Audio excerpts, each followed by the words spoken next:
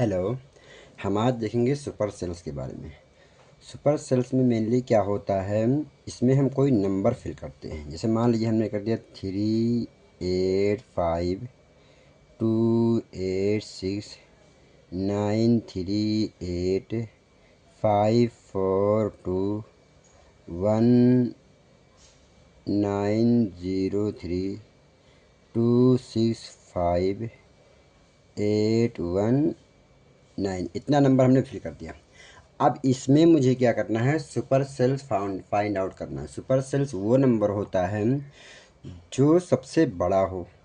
कैसे पता करेंगे सबसे बड़ा हो? अपने जस्ट बगल वाले से, यानी एडजेसेंट सेल से।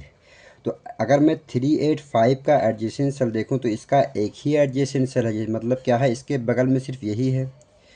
तो ये क्या है, एक सुपर सेल हो जाएगा। 385 क्या है, एक सुपर सेल है। इसको हम कलर कर देते हैं, ये एक सुपर सेल है। अब देखना 286 को देखो। तो अगर 286 को देखेंगे तो हम इसके बगल में 385 है और इसके बगल में 938 है, तो दोनों बड़े हैं, तो ये सुपर सेल नहीं है। और 938 को अगर मैं देखूं, 938 जो है, अब 938 का दो एडजेसेंट सेल है, यानी 542 भी है और इसके बगल में 286 भी है। और तो 938 देखो दोनों से बड़ा होना चाहिए। तो 542 से भी बड़ा है और 286 से भी बड़ा है, इसका मतलब 938 क्या है, सुपर सेल्स है। ऐसे सिमिलरली 542 का भी दो सुपर सेल्स है, सॉरी दो एडजेसेंट्स है, जैसे 1903 और 938। लेकिन ये क्या है, छोटा है, दोनों से छोटा, तो ये भी क्या है, सुपर सेल्स नहीं, दोनों से बड़ा होना चाहिए।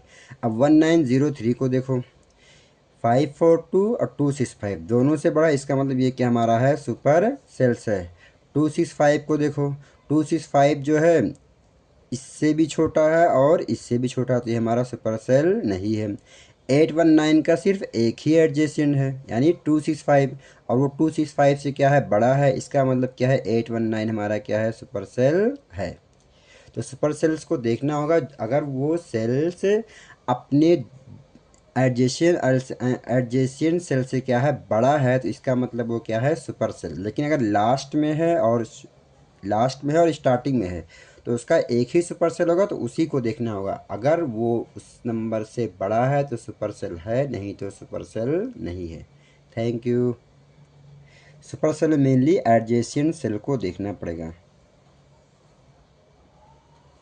एडजेसेंट सेल, अब एडजेसेंट सेल से वो सेल क्या होना चाहिए, बड़ा होना चाहिए। सेल से बड़ा होना चाहिए, वो नंबर जो भी है वो नंबर अपने एडजेसेंट सेल से क्या होना चाहिए, बड़ा होना चाहिए।